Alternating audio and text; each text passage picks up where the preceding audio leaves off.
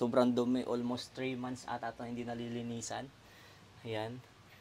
So mamaya bubugahan natin ng tubig yan. Didiligan natin yan para mas yung dumi niya matanggal sa loob, kasi hindi yan basta-basta punas-punas lang, kailangan diligan mo siya. Kaya guys, ipapangako ko sa inyo na kapag ako ang naglinis ng aircon nyo, pati ikaw, madidiligan ko.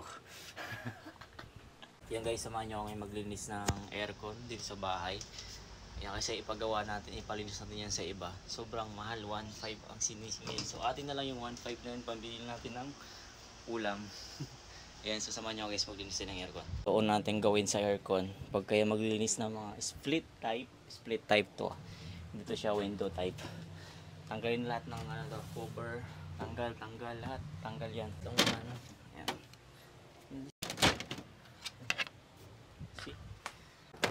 Huwag kayong matakot masira yung aircon nyo. Bumili kayo ng bago pag nasira. Ito.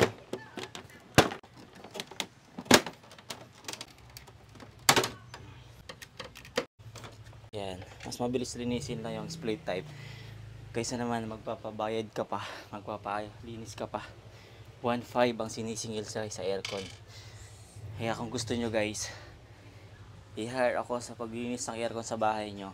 Pwede ako ha. Available ako Monday to Friday. Okay, ito na yung last na tatanggalin natin. Ano? Ito mga cover na to guys. Ayan, nasa baba ko. Linisan nyo to. Sabunan nyo ng Joy. Ayan, tulad nyan. Pakadami.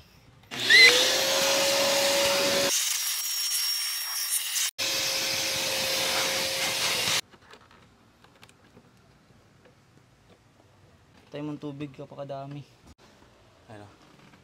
Napakadaming tubig, kita mo yan? Tubig yan, oh. Yan yung daanan ng tubig sa aircon papunta doon sa tubo na to. Yan kasi lalim papunta sa labas.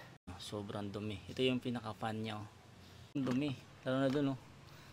Yun, oh. Yun yung bubugahan natin mamaya ng tubig.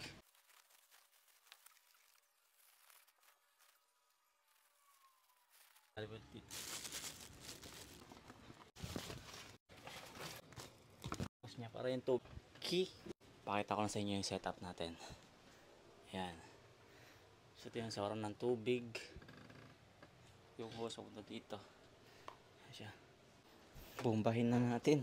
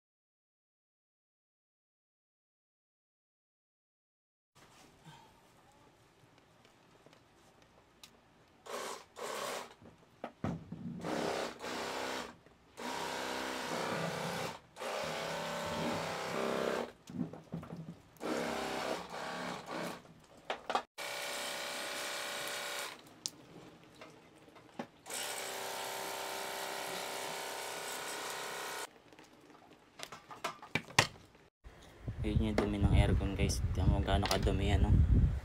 Oh, diba? It's like fire.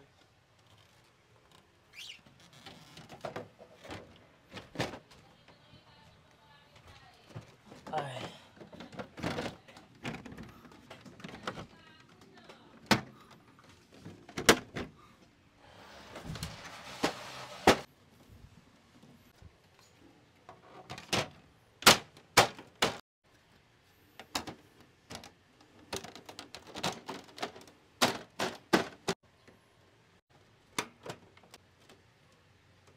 Please.